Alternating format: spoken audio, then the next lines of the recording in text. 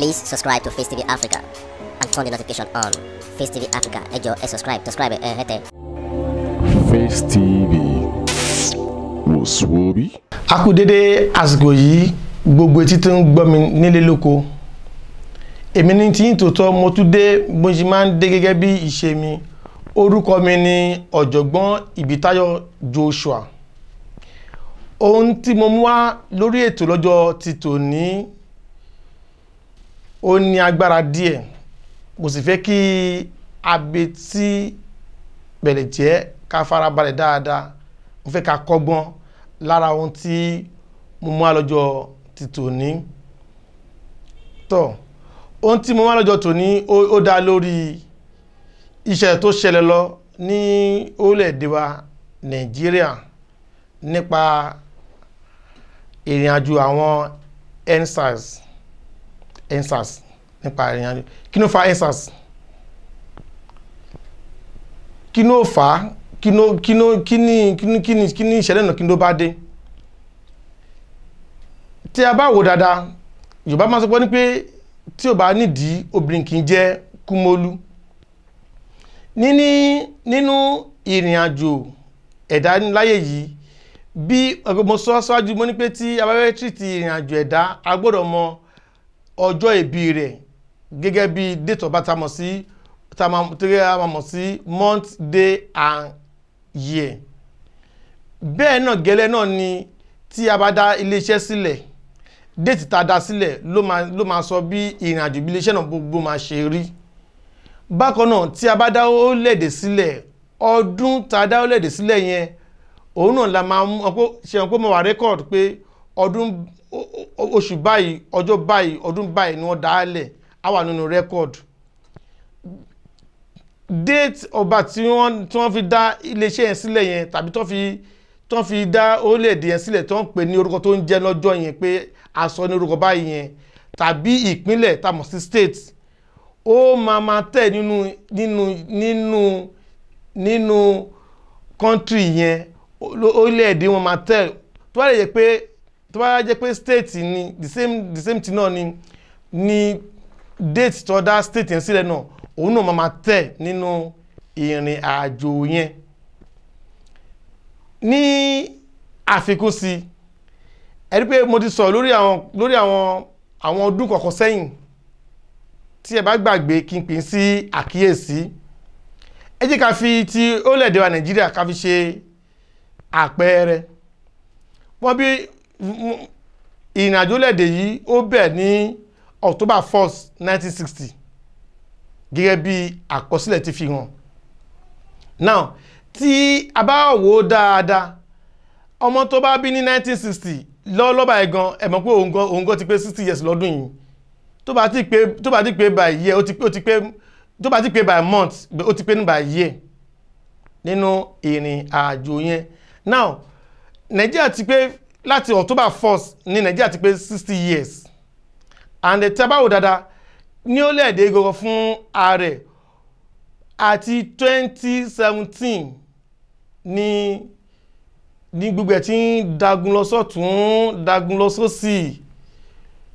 Ẹ má jẹ́ kí n parọ́ tọ́ ń jẹ. Àwọn ìjọba wa wọ́n ń gbìyànjú bẹ́ẹ̀ ni, nítorí pé àwa kàn ń pariwo ní ìjọba wa wọ́n ṣe dá wọ́n ṣe eré a kàn ń pariwo ní. Nǹkan tí ìjọba ń gbé ṣe lọ́ọ́lọ́ báyìí, àwọn tó bá jẹ́ ọ̀jọ̀gbọ́n ìwọ̀n tí mo sọ a máa yé wọn. Wọ́n ń gbìyànjú o, nítorí pé bí ẹ bá ṣe treat date tiwa bẹ́ẹ̀ náà ṣe máa treat date orílẹ̀-èdè, bẹ́ẹ̀ náà ṣe máa treat date ìpínlẹ̀. Now fún àpẹẹrẹ, mo ti sọ nínú program rí pé gbogbo ẹ̀dákẹ́dá tí ó bá pé age of 56 years of age, láti 56 years of age yẹn títí ó fi dé 63 years of age, àárín yẹn dáadáa báwo dáadáa á rí pé ọdún méje ni lọ́la àárín yẹn, 7 years interval lọ́la ni yẹn. Kò sẹ́dá kan tó máa pass through age yẹn kọjá tí kò ní nǹkan wí o. Bẹ́ẹ̀ ni mo sọ fún yín. Eléyìí kì í ṣe bóbò. Ẹ lọ wo àwọn tó jẹ́ bí ẹ̀gbọ́n fún wa àbí tó jẹ́ bí bàbá fún wa tí wọ́n ti kọjá ní age yẹn rí, from 56 years to 63 years of age. Ẹ lọ bi lọ́wọ́ pé kí ni àwọn nǹkan tí wọ́n encounter nínú láàrin ọdún méje yẹn wọ́n á rí sọ ìdí nìyẹn tí àwọn ọ̀jọ̀gbọ́n òyìnbó fi pè ní retirement age. Yes, àsìkò tẹ́ pé ọgbọ́n gbogbo bí kìtàkìtà bí bẹ́ẹ̀dá ṣe ń babọ̀ láti youth wa tí di age yẹn kò lè dàbí mọ́ fún àpẹẹrẹ ẹjẹ́ kọ́ láti bí 40 years upward bá lè ṣe sáré ní age yẹn 40 to 50 bá lè ṣe sáré ní age yẹn a lè ṣe bẹ́ẹ̀ sáré ní age of 50 to 56 years tí mo sọ yẹn káyà sọ pé láti age of 56 years yẹn to 63 years of age, and area yẹn gangan ni àwọn òyìnbó pè ní retirement age area yẹn ni àwọn òyìnbó pè bẹ́ẹ̀ from 56 years to 63 years of age. Ọgbọ́n ló gbà, jẹ́jẹ́ ló gbà, lọ́wọ́n agbẹ́fẹ́ máa sọ pé jẹ́jẹ́ lè gún àgbà ń jó. So now láti ìgbà tí Nàìjíríà ti pé age of 56 years, that should be 2016, a rí wípé àwọn gan fúnra wọn, ìjọba gan fúnra wọn, wọ́n ń gbìyànjú bí economic wa bí ó ṣe ń dagun lọ sọ́tún dagun lọ sósì, bẹ́ẹ̀ ni àwọn náà ń gbìyànjú láti rí pé láti gbé dúró. Ìjọba ń ṣe èyí láti gbé dúró, ìdí mi sọ pé omi ló pọ̀ ju ọkà lọ nìyẹn. Ẹdìyẹ ìjọba wa ń làágùn, ìyẹ́ ni kò jẹ́ o, bẹ́ẹ̀ ni mo sọ fún yín, ìyẹ́ ni kò jẹ́.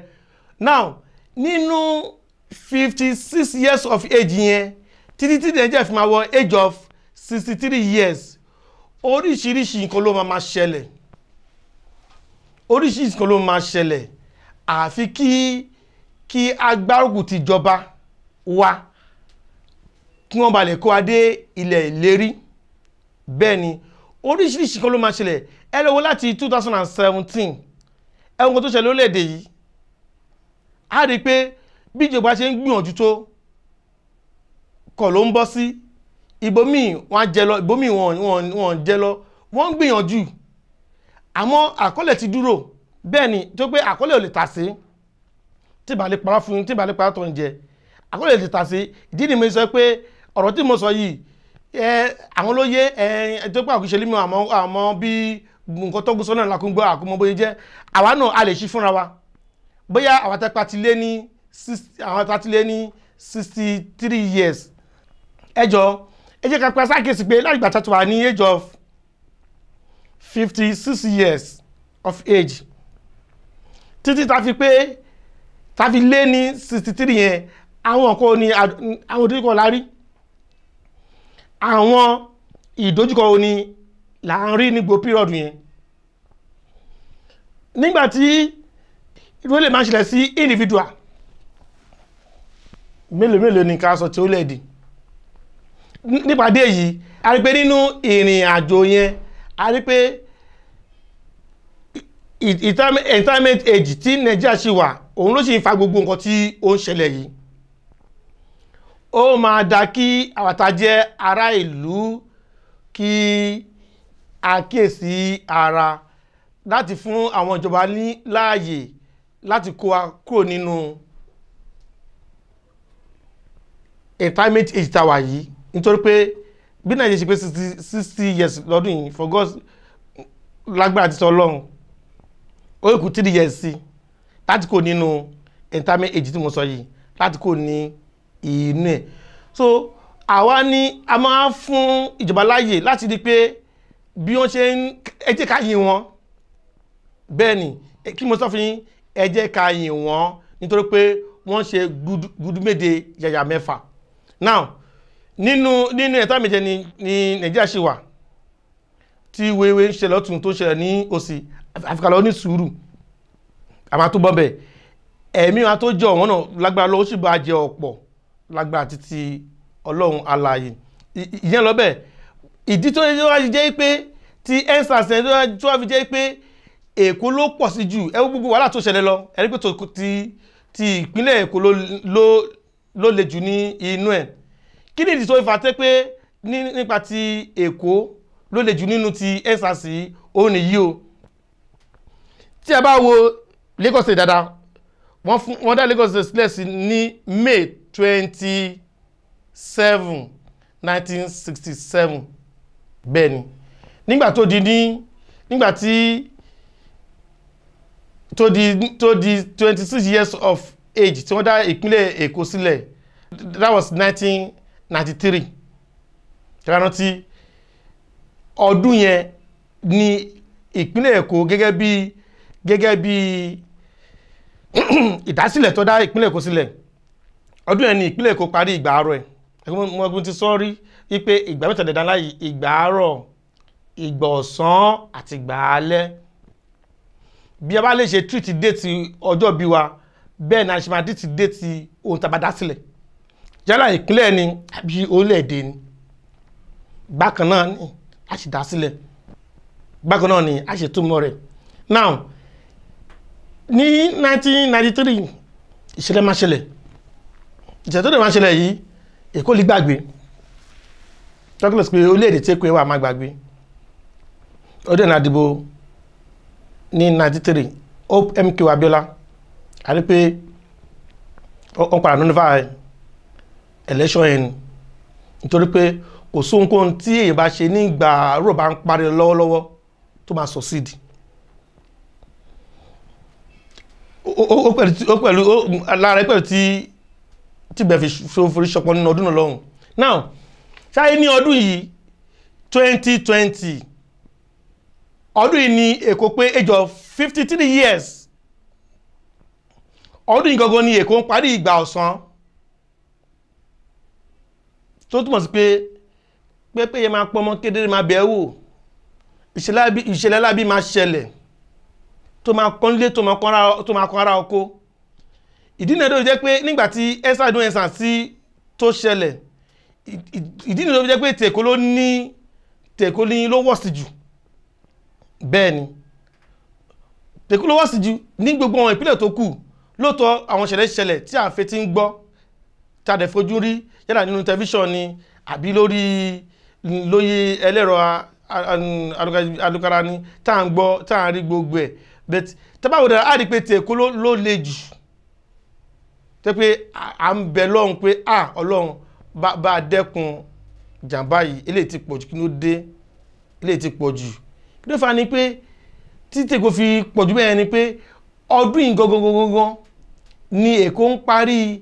ìgbà ọ̀sán ẹ̀ tó túmọ̀ sí pé 2001 Èkó tẹ̀síwájú ìpínlẹ̀ Èkó tẹ̀síwájú lórí ìrìnàjò ọjọ́ ìbí rẹ̀ 54 gẹ́gẹ́ bí ọjọ́ bí wọ́n ti wí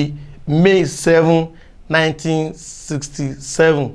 la dá ìpínlẹ̀ Èkó sílẹ̀ so mo tún sọ lẹ́ẹ̀kan sí pé ọdún yìí gangan ní Èkó pé age of 53 years ọdún náà ní Èkó ń parí ìgbà ọ̀sán ẹ̀ tó túmọ̀ sí pé gbogbo ẹ̀dákẹ́dà tó máa ń parí ìgbà ọ̀sán nínú ìrìnàjò ìgbésí ayé rẹ̀ kó tó bọ́ sí ìgbà alẹ́ àwọn ìṣẹ̀lẹ̀ kan máa ṣẹlẹ̀ nínú orú ọdún bẹ́ẹ̀ dé pé àrímà lè nígbàgbé ni òun ló fà nípa ìdí èyí gẹ́gẹ́ bí ọ̀jọ̀gbọ́n tí mo jẹ́ mo láti máa pe àwọn aráàlú sí àkíyèsí wípé ìjọba ń gbìyànjú ẹ̀dìẹ̀ ìjọba ń làágùn ìyẹ́ ìjọba wa ní ìjẹ́ ká mọ̀ pé ìjọba ẹ̀jẹ̀ wọn làágùn nípa ìdí èyí máa fẹ́ kí àjò kàkà kí a túbọ̀ fún àwọn ìjọba láàyè láti jẹ́ kí wọ́n kó adé ilẹ̀ ìlérí lóòótọ́ ara lè máa kan àwọn ará ìlú gógógógógó ṣùgbọ́n síbẹ̀síbẹ̀ náà Yorùbá sọ pé títàrí ò láńkọ́lá tí ìdàbà jiná tán ó máa padà dóge ni o àwọn tá à ń ṣe lọ́ báyìí pẹ̀lú ògo Ọlọ́run ó sì ń bá a dóge o tá a bá sọ pé nígbà tí a wà nínú wàhálà yìí àjọ jẹ́ ni lágbára lọ nígbà tí ọ̀rọ̀ náà bá tún dé náà ọ̀rọ̀ náà máa tó dé láìpẹ́ àtijọ́ jẹ́ náà ni mo fẹ́ ká lọ níṣò fún ìjọba wa ẹ jẹ́ kí ni ẹ jẹ́ ká fún ní àǹfààní láti jẹ́ kọ́kọ́ adé ilẹ̀ ìlérí nítorí pé kò easy tàbáwò dáadáa láti 2017 mi lè sọ àwọn years tàbí sẹ́yìn náà kò easy bẹ́ẹ̀ bọ́ ṣe àwọn kọ́ bẹ̀ wẹ́rẹ́wẹ́rẹ́ yẹn ó máa da ká fún wọn ní àǹfààní láti lè jẹ́ kí wọ́n kó adé ilẹ̀ ìlérí lágbára lọ́hùn irú ìjàmbá bíi báyìí gbogbo ti jẹ́ tọ́lọ́hùn lágbára lọ́hùn alààyè kò ní jálò alólẹ̀dẹ̀ mọ́ lágbára títí ọlọ́run àwọn tó jẹ́ ọ̀dọ́ náà wọn lè kú léwe mọ́ wọn náà wọ́n dàgbà wọ́n dùgbò tó pé àwọn ọ̀dọ́ wa náà ní ọjọ́ ọ̀la wa ní orílẹ̀-èdè yìí tọ́ ẹ ṣé lọ́pọ̀lọpọ̀ orúkọ mi kò tí ì yí padà èmi náà ni Ìbítáyọ̀ Joshua mo ń lọ́nà gẹ́gẹ́ bí ìṣe mi ìtókù ti dijọ́ mẹ́jọ á tún máa pàdé ní ayọ̀ àti àlàáfíà ó dàbọ̀. Please subscribe to Face TV Africa and turn the notification on. Face TV Africa, ẹ jọ̀ọ́ ẹ subscribe hete. Face TV was Swoby.